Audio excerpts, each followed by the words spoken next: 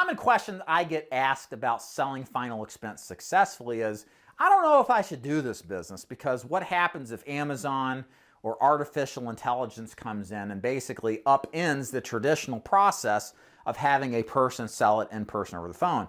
And what I'd like to talk with you today about is why that is not an issue whatsoever. It's nothing to worry about.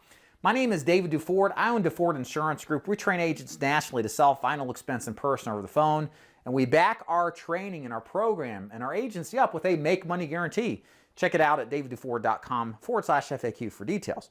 So here's the thing. I am not convinced that artificial intelligence, an 800-pound gorilla carrier like, I don't know, or a company like Amazon is going to come in and basically upend this system. And I've got a couple of reasons why. Again, real quick background on me. I've been selling final expense since 2011. It's 2023 at this recording. We're talking 10 plus years of tumultuous technological and political changes have happened so much in the past 10, 12 years. And so I have a little bit of perspective on the business that I think matters and is warrant for consideration and quelling the concerns you may have about a long-term commitment to final expense. So first of all, the nature of final expense and why I don't think AI or these big companies are going to make much of a difference at all is that life insurance is bought. It's sold, not bought, excuse me. So here's what I mean by that. Most people don't go to the grocery store to buy life insurance. And even if life insurance is presented there, they're probably going to be confused or concerned about doing life insurance the right way.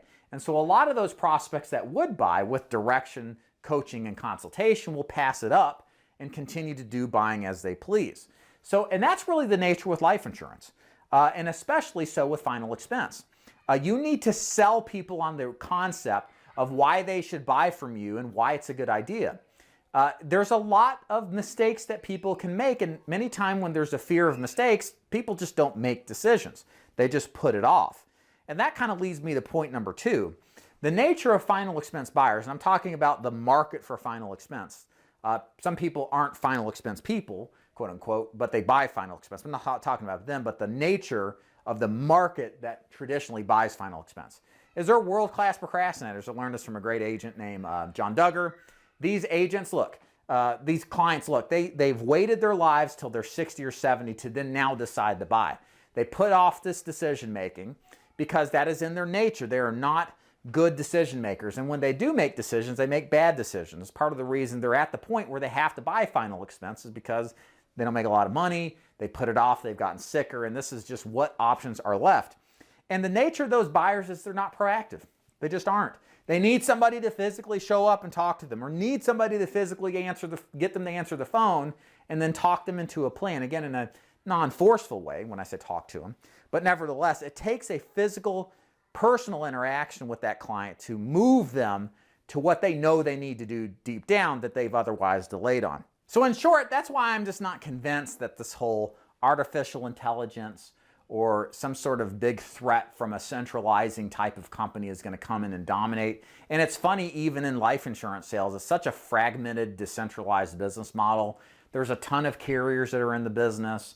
There's a ton of agents in the business. Nobody has a corner on the life insurance market, and I am sure there have been organizations that have tried. There's so much money in it, why wouldn't they?